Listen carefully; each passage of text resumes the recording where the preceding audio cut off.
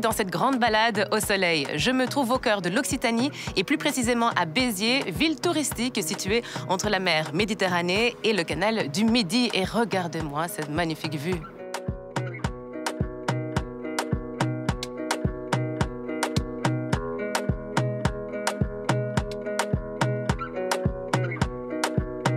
Béziers est incontestablement une ville riche en patrimoine et en architecture, car elle a plus de 2500 ans d'histoire.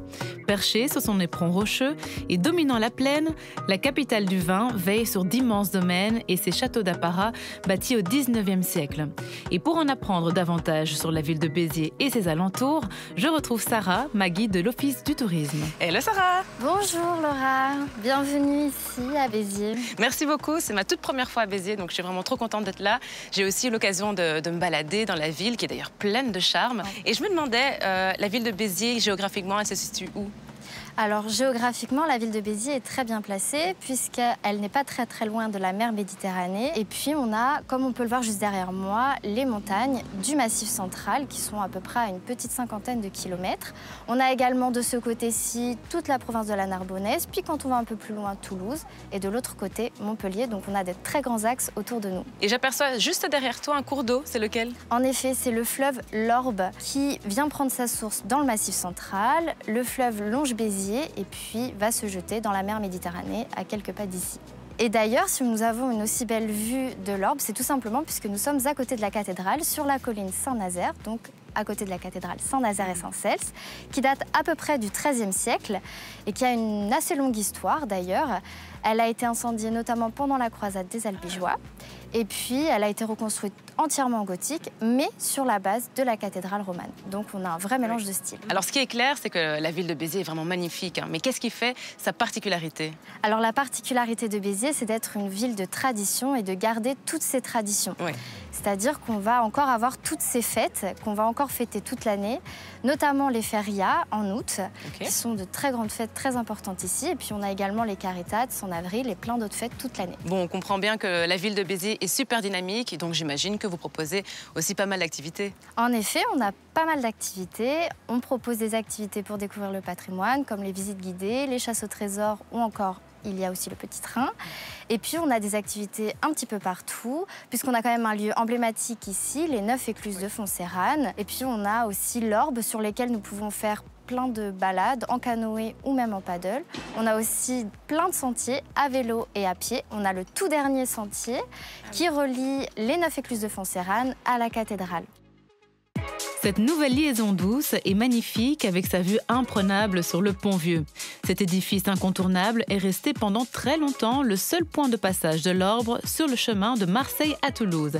Et c'est là que je retrouve Jean, un Biterrois pure souche.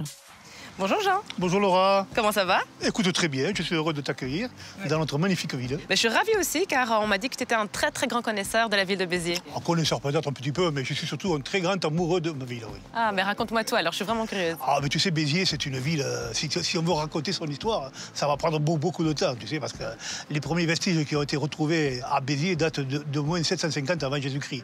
Et maintenant, on peut qualifier Béziers de la plus vieille ville de France. Et donc, c'est une ville qui s'est développée avec ses joies, avec ses drames. C'est une ville de fête, c'est une ville de conquête, bien sûr. Il y avait vraiment une qualité de vie qu'on nous a beaucoup enviée. Alors là, on se retrouve sur le Pont-Vieux. Pourquoi m'avoir donné rendez-vous ici? Eh bien parce que c'est quand même le pont historique de Béziers, puisque ce sont les Romains qui ont commencé à implanter sur des piles le premier pont qui était en bois. Hein. Oui. Et puis au XIIIe siècle, la population de Béziers décide de construire un pont en pierre. C'est devenu vraiment un lieu d'attraction pour les Biterrois, mais pas que pour les Biterrois. Il y a les touristes qui viennent vraiment visiter. On peut facilement s'investir dans la ville. Et j'aperçois aussi un magnifique bâtiment là-bas.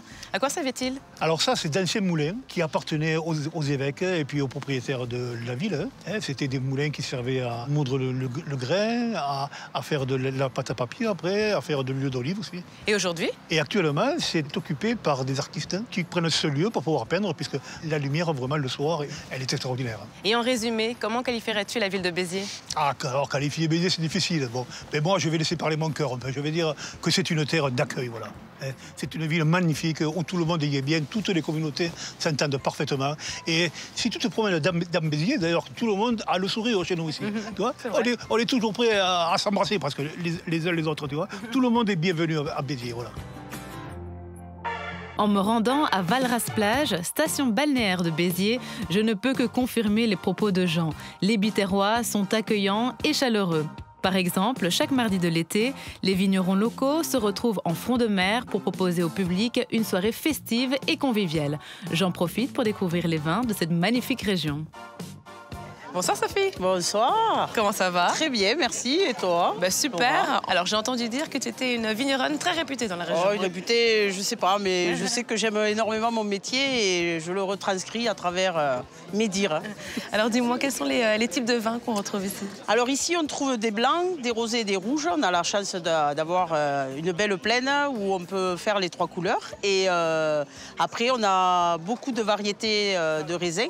Des grappes comme des cépages comme le chardonnay, le grenache, le mourvèdre, le cinsault. Enfin, on est vraiment une belle panoplie de cépages. Et puis on a la chance d'avoir des appellations aussi et d'avoir du vin de Pays d'Aude. Et quels sont les vins que toi tu exploites? Alors, j'exploite moi pas mal de vignes, certes, mais je fais des monocépages, c'est-à-dire un blanc, ça sera 100% chardonnay, avec la typicité agrumes. Un rosé 100% en grenache qui est tout en rondeur, qui est souple, facile à boire et qui donne pas mal à la tête, c'est pas négligeable. C'est clair. Et un rouge de Syrah qui est assez costaud, la Syrah.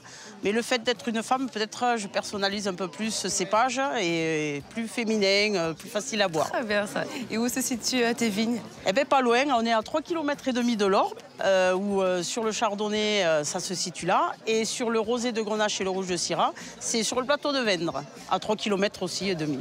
Eh ben, en tout cas, tu m'as vraiment donné envie de goûter. Allez, avec grand plaisir. On commence par quoi? Je te laisse choisir. Allez, un vin blanc. On va Très bien. commencer par le 100% chardonnay. Allez, santé, Laura. Santé. Excellent. Et c'est ici que se termine cette grande balade au soleil. Et honnêtement, je n'aurais vraiment pas pu rêver mieux comme fin de journée. En tout cas, je vous donne rendez-vous la semaine prochaine et santé!